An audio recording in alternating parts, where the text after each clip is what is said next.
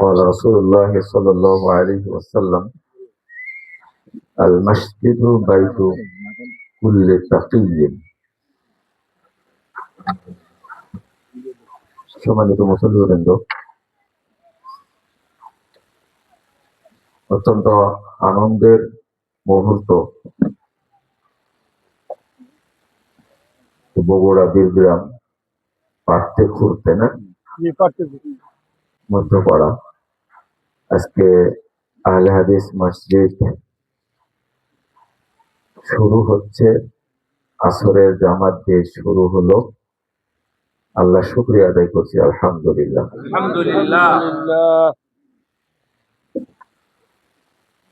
একটা মসজিদ কত বিষয় এর সাথে জড়িত আমরা অনেকেই বুঝতে চাই না। কোন জায়গায় একটা মসজিদ শুরু হওয়া মানে আল্লাহ রাব্বুল আলামিনের রহমতের যত দরজা আছে সব দরজাকে মসজিদের সাথে কানেক্ট করে নেওয়া। আমরা যখন মসজিদে ঢুকি তখন কি বলি? আল্লাহুম্মা ফতাহ লি আবওয়াবা রাহমাতিক। আল্লাহ তুমি আমার জন্য তোমার যত রহমতের দরজা আছে সব খুলে দাও। তাহলে আল্লাহর রহমতের দরজাগুলো কানেক্টেড কার সাথে? মসজিদের সাথে। এই জন্য যে মসজিদে সালাত পড়ে না সে আল্লাহর রহমত থেকে বঞ্চিত, একবারে বঞ্চিত। রাসূলুল্লাহ সাল্লাল্লাহু আলাইহি ওয়াসাল্লাম বলছেন, আল মসজিদু বাইতু কুল্লি তাকিয়্যিন। মুত্তাকি ব্যক্তির মূল ঘর হলো মসজিদ। যে মসজিদে বেশি বেশি গমন করে সে বুঝবেন মুত্তাকি মানুষ। নিজের বাড়ির চেয়ে মসজিদকে প্রাধান্য দেয়, এই মুত্তাকি। আমি যে কথাটা বললাম, মসজিদের সাথে আল্লাহর রহমতের দরজাগুলো কি কানেক্টেড, এটা একটা লক্ষণ যে আপনি বেশি বেশি মসজিদে যান, মসজিদকে মূল ঘর মনে করেন। বুঝতে হবে আপনি তাকওয়াশীল। আর একজন ব্যক্তি তাকওয়াশীল হওয়ার জন্য আবশ্যক হলো আল্লাহর রহমত। আল্লাহর রহমত ছাড়া কেউ তাকওয়াশীল হতে পারবেন না। আপনি চেষ্টা করেন, আজ থেকে শুরু করেন। আমি একটা সপ্তাহ দেখি কয় ওয়াক্ত সালাত মসজিদে গিয়ে পড়তে পারি। একটু চিন্তা করেন, আজকে কি বার? সোমবার থেকে শুরু করেন, আগামী মাগরিব থেকে শুরু করেন। এক সপ্তাহ আপনি কয়দিন পারেন মসজিদে সালাত করতে?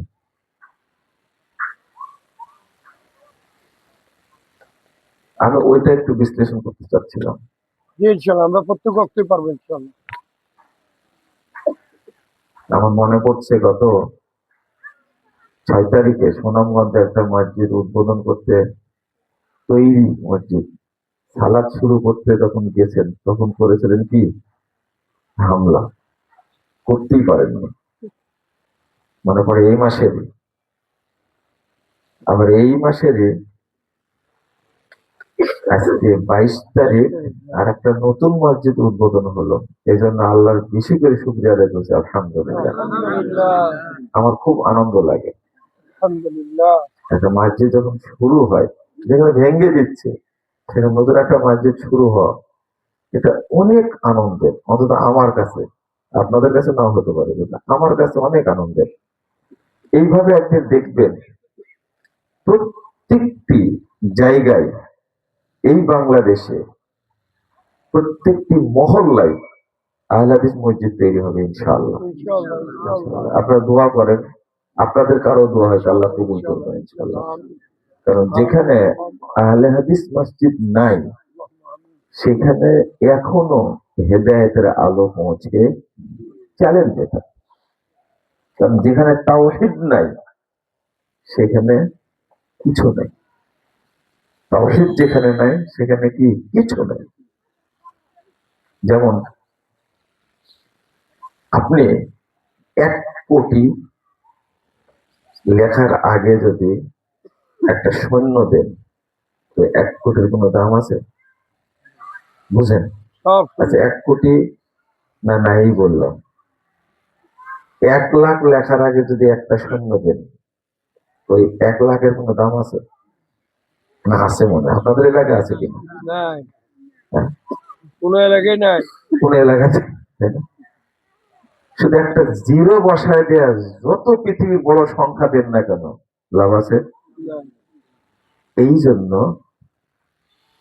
আল্লাহু ওয়াহিদ, আল্লাহ কি এক। এক দিয়ে শুরু করতে হবে, তারপরে সালাত, তারপরে যাকাত, তারপরে হজ, যাই বলেন না কেন এক দিয়ে শুরু করবেন। ইন্নামা ইলাহুকুম ইলাহু ওয়াহিদ, আল্লাহ এক দিয়ে শুরু করবেন।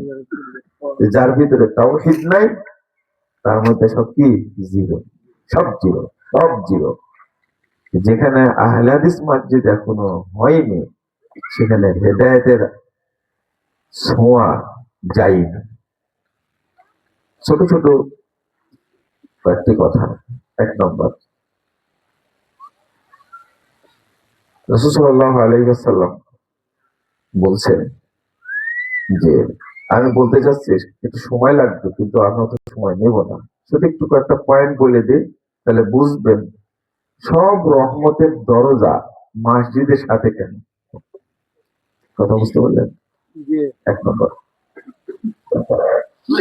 আপনি সালাত আদায় করতে আসবেন, সালাত পড়তে আসবেন, তো আল্লাহ রাসূল সাল্লাল্লাহু আলাইহি ওয়াসাল্লাম বলছেন আলা উনাব্বিকুম মা ইয়ামহুল্লাহুল খাতায়া, কোন জিনিসে আল্লাহ তোমাদের সব পাপ ক্ষমা করে দেবেন? 1 নম্বর বলছেন ইসবাগুল উযু আলাল মাকারে, কষ্ট সত্ত্বেও সুন্দর করে ওযু করে আল্লাহ তার পাপ ক্ষমা করে দেন। সুবহানাল্লাহ। 2 নম্বর বলছেন ইন্তেজারুস সালাহ বাদাস সালাহ, এক সালাতের পরে আরেক সালাতে যেন অপেক্ষায় থাকে, অপেক্ষা করতে হবে। আল্লাহ এই লোকের পাপ ক্ষমা করে দেন। মানে সালাত পড়ার আগেই ক্ষমা। সুবহানাল্লাহ বলেন না কেন? 3, কাসরাতুল খুতা ইলাল মাসাজিদ, যে মসজিদে বেশি বেশি গমন করে আল্লাহ তার পাপগুলো ক্ষমা করে দেন। সুবহানাল্লাহ। শুধু মসজিদে যাতায়াত করে তাই, সালাতের কথা বলছেন না। কোন ব্যক্তি মসজিদে আসলেই আল্লাহ তার পাপ কি করে দেন? ক্ষমা করে দেন। রাসূল সাল্লাল্লাহু আলাইহি ওয়াসাল্লাম বলছেন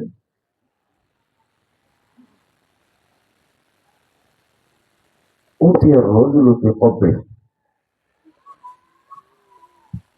কবরে একজন ব্যক্তিকে পাঠানো হয়, মারা যাওয়ার সাথে সাথে জাহান্নাম থেকে একটা ফেরেশতা পাঠানো হয়, খুব বিচ্ছিরি দেখতে, মরলেই পাঠানো হবে। ফাইদা উতিয়া মিন কিবালি রাসিহি, মাথার দিক থেকে যখন ঢুকতে লাগে তখন দাফাআতুহু তিলাওয়াতুল কুরআন, কোরআন তেলাওয়াত তাকে বাধা দান করে, এখানে ঢুকতে পারবো না। না। কারণ এই মাইনেট আজীবন তেলাওয়াত করেছে, একে আমি শাস্তি দিতে দেব না। কোরআন সরাসরি পাহারাদার থাকবে। এবার সামনাসামনি যখন ঢুকতে চাইবে দেখো আধ সাদাকা, হুম। সাদাকা তখন তাকে বাধা দান করবে, সাদাকা পাহারাদার থাকবে। Yes. বাধা দান করা বলতে হলো প্রতিরোধ করা, ঢুকতে চাইবে কিন্তু ঢুকতে দেবে না, ডিফেন্স তাকে বলে আর কি। ওয়াইদা উতিয়া মিন কিবালি রিজলাইহি, মাথার দিক থেকে পারলো না, সামনের দিক থেকে পারলো না, এবারও যাবে পায়ের দিক থেকে ঢুকতে। ফাদাফাআহু মাশিউহু ইলাল মাসাজিদ, কিন্তু এই লোকটিকে বাধা দিবে, ওই যে লোকটি পায়ে হেঁটে হেঁটে মসজিদে গেছে, এই পদচিহ্ন গুলো সেই জায়গায় থাকবে, এই জাহান্নামের ফেরেশতাকে কবরে ঢুকতে দিবে না। সুবহানাল্লাহ। কবরের সেফটিটা মসজিদ, জি। কবরের সেফটিটা কি মসজিদ। মসজিদ। রাসূল সাল্লাল্লাহু আলাইহি ওয়াসাল্লাম বলছেন, 7 শ্রেণীর মানুষ আরশের নিচে ছায়া পাবে। তার মধ্যে 3 নম্বর কথা বলছেন, ওয়ারাজুলুন কলবুহু মুআল্লাকুন বিল মাসাজিদ। ওই ব্যক্তি, যে ব্যক্তি অন্তরটা মসজিদে ঝুলন্ত অবস্থায় থাকে, মানে বাড়িতে থাকলেও প্রতিষ্ঠানে থাকলেও কিন্তু অন্তর থাকে কোন জায়গায়? মসজিদে। এই ব্যক্তি অন্য ব্যক্তিদের অন্য ব্যক্তির আমলগুলো খুব কষ্টের, কিন্তু শুধু মসজিদের অন্তরটা লটকা রাখবে, আল্লাহ রাব্বুল আলামিন তাকে এত সম্মান দিবেন যে আরশের নিচে তাকে জায়গা রাখবেন। এই যে কিছুক্ষণ আগে বললাম কবরের আযাব হবে না, এখানে আরেকটা হাদিস আছে, যে ব্যক্তি নিয়মিত আউয়াল ওয়াক্তে মসজিদে সালাত আদায় করে ওই ব্যক্তি কবরে আযাব হবে না, কবরই মনে হবে না। রাসূলুল্লাহ বলেছে যে উদখিলুল মাইয়াতুল কবর মুসসিলাতি শামসুলা, কবরে যখন মাইয়াতকে রাখা হবে তখন সূর্যটাকে আলো কমিয়ে দেওয়া হবে, আসরের টাইম এইরকম মনে হবে। মুনকার নাকির এসে তাকে বসাবে, মুনকার নাকির বলবে মার রব্বুক, দুই চোখ সে মুছবে, মুছে যখনই বলতেছে মার রব্বুক দিবে এক ধমক, দাউনি উসাল্লে, এই ছাড়ো আগে তোমরা, আমি সালাদটা পড়ে নিয়ে, দেখছো না শুরু হয়ে যাচ্ছে। এই ফেরেশতা কিন্তু মিকাইল, ইসরাফিল, জিবরিল না, এই দুই ফেরেশতাকে মুনকার নাকির দুইজন, চোখেও দেখে না কানেও, দিল একটা ধমক, এই এখন মার রব্বুকা বলার সময় না, টাইম হয়ে গেছে, আগে কি সালাত। ওয়ারাজুলুন কলবুহু মুআল্লাকুন বিল মাসাজিদ, মসজিদে অন্তরটা লটকানো আছে, মানে এখন তার ওই ইন্তেজারুস সালাহ বাদাস সালাহ, এক সালাতের পরে আরেক সালাতের অপেক্ষা করে, এটা তো হয়ে গেল। অনেক মুরব্বী এখনো আছে, 11টায় বাজেনি, বলছে বৌমাকে, বলছে মা দেখো তো মনে হয় টাইম হয়ে গেল নাকি জহরের। তো বৌমা বলছে যে কেবল 11টা বাজছে, একটু পরে আবার বদনা নিয়ে বসে গেছে, উজু করবে, তাই বুঝেননি মনে হয় না, অপেক্ষায় থাকা। এই আসরের টাইম হয়ে গেল মনে হয়, 2টাই বাজেনি। একে বলে কি সালাতের জন্য অপেক্ষা। আপনি শুধু এইটা না, রাসূলুল্লাহ সাল্লাল্লাহু আলাইহি ওয়াসাল্লাম বলছেন, কেউ যদি ফরজ সালাত মসজিদে এসে পড়ে আল্লাহ তাকে হজ্জের নেকি দান করবেন। কেউ যদি নফল সালাত মসজিদে এসে পড়ে আল্লাহ তাকে উমরার নেকি দান করবে। মানে মসজিদ এমন একটা প্রসঙ্গ, এমন একটা বিষয়, সব জায়গাতে মসজিদের প্রসঙ্গটা আসছে, এত গুরুত্বপূর্ণ। রাসূলুল্লাহ বলছেন, কেউ যদি মসজিদে এমনি বসে থাকে, ওযু আছে মসজিদে বসে আছে, অন্য কোথাও না, কোথায়? মসজিদে ওযু আছে, বসে আছে, তো ফেরেশতারা তার জন্য দোয়া করতে থাকে। ফেরেশতাদের কাছে মসজিদ কত প্রিয়, দোয়া করতে থাকে, আল্লাহুম্মা গফির লাহু ওয়ারহামহু, আল্লাহ লোকটাকে মাফ করে দাও, আল্লাহ তুমি লোকের উপর রহম করো, তার তওবা কবুল করো, বলতেই থাকবে যতক্ষণ আপনি মসজিদে থাকবে। আমরা যে মসজিদের গুরুত্বটাই বুঝি নেই। মসজিদটা এত গুরুত্বপূর্ণ যে মুহাম্মদুর রাসূলুল্লাহ সাল্লাল্লাহু আলাইহি ওয়াসাল্লাম বলছেন, মান তাআল্লামা ফিল মসজিদ, যে ব্যক্তি ইউআল্লিমা, কেউ মসজিদে শিখতে যাবে বা শেখাতে যাবে, জি কেউ মসজিদে আসছে, কিছু শিখবে বা কি শিক্ষা দিবে, ওই ব্যক্তির জন্য আল্লাহ পূর্ণ একটা হজ, পূর্ণ একটা উমরার নেকি দান করবেন। সুবহানাল্লাহ। রাসূলুল্লাহ সাল্লাল্লাহু আলাইহি ওয়াসাল্লাম বলছেন, মান সাল্লাল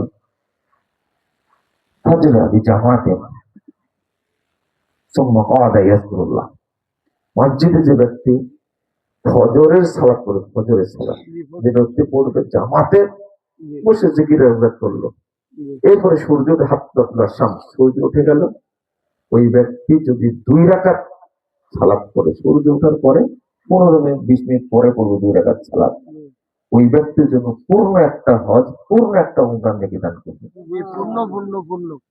3 বার বলে তাম মাতিন তাম মাতিন তাম মাতিন, এটাও মসজিদের সাথে সম্পৃক্ত। আল্লাহু আকবার। আপনি মানে আরেকটা হাদিস এসেছে যে রাসূলুল্লাহ সাল্লাল্লাহু আলাইহি ওয়াসাল্লাম বলছেন যে মসজিদে ঢুকেই যে ব্যক্তি 2 রাকাত সালাত আদায় করবে, ঢুকেই 2 রাকাত পড়বে, ওই ব্যক্তির কোনো নেকি হবে না। ইযা দাখালা আহাদুকুম মসজিদ ফালা ইয়াজলিস হাত্তা ইউসাল্লি রাকাতাইন, 2 রাকাত পড়ে যে ব্যক্তি বসবে মসজিদে, ওই ব্যক্তির কোনো নেকি হবে না, নেকি সরাসরি জান্নাত। সরাসরি জান্নাত। সুবহানাল্লাহ। মসজিদে ঢুকে যদি 2 রাকাত সালাত পড়ে, আনলিমিটেড, এটা আসর পরে, জহর পরে, মাগরিব পরে, ফজর পরে, কোনো টাইম নাই এটা। তাহিয়াতুল মসজিদের কেউ যদি পড়ে তাহিয়াতুল মসজিদ 2 রাকাত সালাত, এর কোনো নেকি নাই, কোনো নেকির কথা হাদিসে আসেনি, অন্য সালাতের কথা নেকির কথা আসছে। এই 2 রাকাত মসজিদের সম্মানে যে 2 রাকাত সালাত পড়া হয়, এর কোনো নেকির কথা আসেনি, সরাসরি নেকি হলো জান্নাত। সুবহানাল্লাহ। আপনি বুঝলেন মনে হয় কথা বলে, তাই না? জি সবসময় আপনার উন্নতির দরকার, আপনার রুজি দরকার, আসবে মসজিদে কোথায় 2 রাকাত সালাত আদায় করে আল্লাহর কাছে চাইবেন, রাসূলুল্লাহ সাল্লাল্লাহু আলাইহি ওয়াসাল্লাম বলছেন তার দোয়া আল্লাহ কবুল করবেন। সুবহানাল্লাহ। এমন একটা জায়গা মসজিদ, এই জন্য আমেরিকার হোয়াইট হাউস যত দামি হোক না কেন, কিন্তু আল্লাহর কাছে পৃথিবীর বুকে সর্বশ্রেষ্ঠ জায়গার নাম হলো কি মসজিদ। সবচেয়ে, এটা ঝুপড়ি দিয়ে তৈরি করা হবে। কেউ যদি একটা মসজিদ তৈরি করে, রাসূলুল্লাহ সাল্লাল্লাহু আলাইহি ওয়াসাল্লাম বলছেন তার জন্য জান্নাত আল্লাহ ঘর তৈরি করবে। সুবহানাল্লাহ। তো আরেকটা দেশে বান্দানা লিল্লাহি মসজিদান কামা আছে কথা, একটু উঁচু করার জন্য একটু 1 মিনিট বালিও যদি কেউ মসজিদে দান করে, 1 মিনিট বালি, আল্লাহু আকবার। আল্লাহ তার জন্য জান্নাত একটা ঘর তৈরি করবে। সুবহানাল্লাহ। পৃথিবীতে অন্য আর ইবাদতের এরকম প্রতিকেত নেই। আমরা এখানে আসছি আলহামদুলিল্লাহ, খুব ভালো লাগলো। এই মসজিদটাকে আল্লাহ কিয়ামত পর্যন্ত কায়েম রাখুন, আমিন। আমিন। যারা এই মসজিদে জমি দিয়েছেন, মসজিদ করবেন, যাদের সহযোগিতা থাকবে, আল্লাহ যেন প্রথমত তাদের পরিবারে যেন বরকত দান করে, আমিন। তাদের সম্পদে যেন বরকত দান করে, আমিন। আর তাদের যেন আল্লাহ জান্নাতুল ফেরদাউসের জন্য কবুল করে নেন, আমিন। আমিন। খুব সুন্দর, খুব ভালো লাগলো, এবং এই মেন রাস্তা থেকে খুব একটা দূরেও না, কাছে। তো এক সময় মসজিদ এখানে হবে, বিশেষ করে যারা এখানে আছেন একজন হলে মসজিদে এসে সালাত আদায় করবে, আর আগে থেকে চেষ্টা করবে আউয়াল ওয়াক্তে সালাত আদায় করা, তখন আউয়াল ওয়াক্তে আদায় করা সালাতটা, কারণ আউয়াল ওয়াক্তে যদি একাও কেউ সালাত আদায় করে, রাসূল সাল্লাল্লাহু আলাইহি ওয়াসাল্লাম বলছেন যে আল্লাহ তাআলা ফেরেশতাদেরকে বলেন উনজুরু ইলা আবদি হাযা, চেয়ারম্যান, মেম্বার, প্রধানমন্ত্রী, মন্ত্রী, এমপি, এসি, ডিসি, এসপি ইত্যাদি, এগুলো না, একজন রাখালও যদি আউয়াল ওয়াক্তে সালাত আদায় করে, তা আল্লাহ এত খুশি হন, সব ফেরেশতা ডেকে বলে, দেখে এই বান্দা সালাত পড়ছে, গফারতু লি আবদি ওয়া আদখালতুহুল জান্নাহ, আমি আমার বান্দাকে ক্ষমা করে দিলাম, আমি তাকে জান্নাতে ঢোকাই দিলাম, মরার আগে জান্নাত। অতএব আপনারা চেষ্টা করবেন আউয়াল ওয়াক্তে সালাতটা আদায় করার, বলেন ইনশাআল্লাহ। ইনশাআল্লাহ। অন্তত ইনশাআল্লাহ বলেন, আল্লাহ তৌফিক দিলে আপনারা করতে পারবেন ইনশাআল্লাহ। আল্লাহ যেন এই মসজিদকে হেফাজত করেন, আমিন। আমিন। আল্লাহ যেন মুসল্লিদেরকে হেফাজত করেন, আমিন।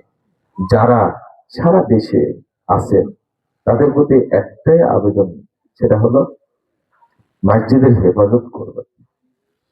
মসজিদের হেফাজত করবেন। একটা মসজিদ তৈরি করলে আল্লাহ তাকে জান্নাত দিবেন। মসজিদ কত গুরুত্বপূর্ণ পবিত্র জায়গা। আমি আরো কিছু হাদিস বলতে চাচ্ছিলাম, কিন্তু আর পারছি না বলতে, সময় কম, আপনাদের কষ্ট দিব না। জাযাকুমুল্লাহ খাইরান ওয়া বারাকাল্লাহু ফিকুম। আল্লাহ রাব্বুল আলামিন আমাদের সকলকে কবুল করুন, আমিন। না, কোথায় গেছে? না না, এই যে আঙ্কেল আছে, উনি কথা বলুন। তো ওই ভাইকে দেখতে চাচ্ছিলাম, সবুজ ভাই কই? সজীব ভাই, সজীব ভাই না, সবুজ। ও, আপনি তো রিসিভ করলেন, তো পরিচয় দিলে তো হতো। আচ্ছা আচ্ছা, আচ্ছা, আচ্ছা, এই ভাই তাই না?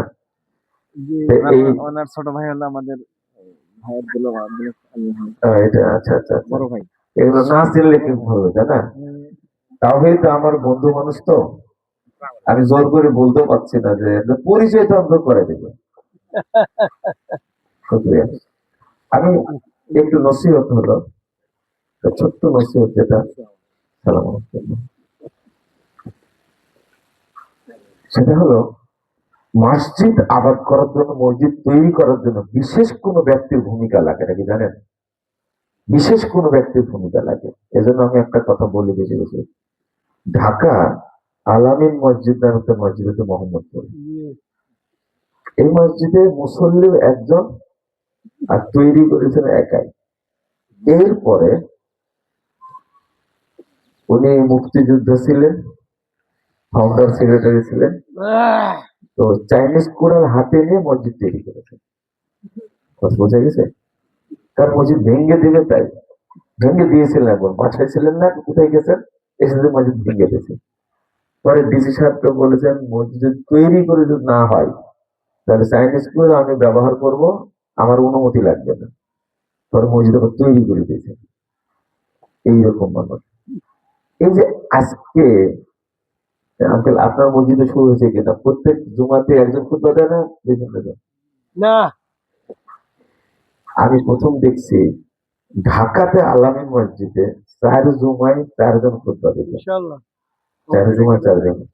আমি 1100টাই খুতবা দিই প্রথম জুমা। 2 জুমা খুতবা দেওয়া খুব সুযোগ কম হয়েছে, ভিন্ন ভিন্ন ইমাম খুতবা দিলেন। উনি যেদিন প্রথম খুতবা দিই, মোতাল্লি নজরুল সাহেব মারা গেছেন, আল্লাহ তাকে জান্নাতুল ফেরদাউস দান করুন। তিনি বলছিলেন, এটা মোহাম্মদপুরের মসজিদ, এখানে আল্লাহ আল্লাহ নবীর ছাড়া কোনো কথা হয় না। 1 ঘন্টা ওয়াজ করেছিলেন আমার কাছে। আমি খুতবা দিলাম, আমাকে উনি পছন্দ করলেন, আমাকে বললেন তুমি এখন থেকে খুতবা দিবা। আমি এখনো খুতবা দিই, আলহামদুলিল্লাহ। তো এখন সবচেয়ে ভিআইপি মুসল্লি আলামিন মসজিদে, যেখানে একজনও মুসল্লি হয়নি। উনি ইমাম, উনি খতিব, উনি মুক্তাদি, কয়জন? একজন। সেই আলামিন মসজিদে বাংলাদেশের বিজ্ঞ বড় বড় আলেম যারা, তারা খুতবা দেন, আলহামদুলিল্লাহ, মোহাম্মদপুরে। তো জি, আপনারা নিরাশ হবেন না, ইনশাল্লাহ, মনে থাকবে সাহস। এই যে ভাইয়েরা আছেন না, যাদেরকে দেখলাম, আপনারা শুধু ধরে থাকেন, এখানেও মসজিদ হবে ইনশাল্লাহ। এটা আমরা দোয়া করছি, আল্লাহ একদিন কবুল করবো, দেখবেন ইনশাল্লাহ। আর আমাকে কেন যেন মসজিদ উদ্বোধন করার জন্য মানুষ নিয়ে যায়, বহু এরকম প্রায় মাসে কোথাও না কোথাও নিয়ে যায়, আল্লাহ ভালো জানে কেন। কিন্তু আমি অন্তত কিছু না পারলে দোয়া করতে পারি, আল্লাহ রাব্বুল আলামিন যেন মসজিদে কবুল করেন। প্রথম দোয়া করেছি যে আল্লাহ যেন কিয়ামত পর্যন্ত কায়েম রাখে, বলিনি এটা? এটা বলেছিলাম প্রথম দোয়া এটা। আর শেষে যেটা নসিহতটা করবো, সালাতের মাধ্যমে তো জান্নাত, তাই না? সালাতটা যেন রাসূলুল্লাহ সাল্লাল্লাহু আলাইহি ওয়াসাল্লামের তরিকায় হয়, মনে থাকবে? 6টা কথা মনে রাখবেন। 1, মুসল্লি কিন্তু মুনাফিক। মুসল্লি কিন্তু কি? মুনাফিক। এই 6টা অভ্যাসের যে কোনো একটা থাকলে কি? মুনাফিক মুসল্লি। 1, আর তাখাল্লুফ আনিল জামাত, নামাজ পড়ে জামাতে পড়ে না, এ কি? মুনাফিক। ও যত বড় মুসল্লি হোক, হাজি গাজী যাই হোক না কেন, নামাজ পড়ে মসজিদে পড়ে না, সে কি? 2, আখিরুস সালাত, সালাত পড়ে দেরিতে পড়ে মুনাফিক। মনে থাকবে। 3 আল কাসালু ইলা কিয়ামিস সালাত, সালাত পড়তে যায় অলসতা করে। আজান হলো, ইকামত হলো, যেতে যেতে 2 রাকাত নাই, এর মুনাফিক। আল্লাহ নবী সাল্লাল্লাহু আলাইহি ওয়াসাল্লাম বলছে আল্লাহ একে জাহান্নামে আসাদ দিবেন। আবু দাউদের হাদিস। চিন্তা করেন। 4 মুরাতুন নাস, মানুষকে দেখানোর জন্য পড়ে। 5 ইল্লাতু যিকরিহা, আল্লাহকে সময় দেয় না। জোহরের সালাত 4 রাকাত পড়তে 1.5 মিনিট লাগে মাত্র, দৌড় উঠার নামে। আল্লাহকে সময় দেয় না, এমন আমি মুসল্লি। ওর বয়স যতই হোক না কেন, আঙ্কেলের মতো যদি বয়স হয়, আর আল্লাহকে যদি সালাতে টাইম না দেয়, তাহলে কি মুনাফিক মুসল্লি। তাহলে নাকরুহা কানাকরের গোড়া কাঠ এবং মুরগের মতো ঠোকায়, ঢুকি এবং সুজ দেয়। এটা হল মুনাফিক মুসল্লি। এই 6টা, এই 6টার কোনো একটা যদি কারোর মধ্যে থাকে, কি মুনাফিক মুসল্লি। আমরা যেন মুনাফিক মুসল্লি না হই ইনশাআল্লাহ। মনে থাকবে তো, এই 6টা গুণ যেন না থাকে। আছে তো সবার মধ্যে, মনে হয় ভালো গুণ, এগুলো ভালো গুণ না খারাপ, এই তো এটা যেন না থাকে। আর যারা নামাজ পড়েই না, তারা কিন্তু কাফের। মনে রাখবে, ফাইনাল ফাইনাল, একবারে ফাইনাল। এক ওয়াক্ত নামাজ যদি কেউ ছেড়ে দেয়, সে কি হয়ে যায়? কাফের হয়ে যায়। সারা জীবন যারা পড়ে না, তারা কি? শুধু শুধু 2 ঈদ পড়ে, বাকিটা পড়ে না, ওরা কি? কাফের। যারা মাত্র জুমার দিনে পড়ে, সারা সপ্তাহ পড়ে না, তারা কি? বলেন কাফের, বলেন, কোন সুযোগ নেই। যারা শুধু রমাদানে পড়ে, বাকি বছর পড়ে না, তারা কি? কাফের। আল্লাহ যেন আমাদের হেফাজত করে, আমিন। আসসালামু আলাইকুম ওয়া রাহমাতুল্লাহি ওয়া বারাকাতুহু। আঙ্কেল, আপনি শেষ করেন না, মুরব্বী মানুষদের শেষ করতে হবে। আমাদেরকে করবেন না। না, বুদ্ধি আছে এদের, বুদ্ধি শুনতে নাই।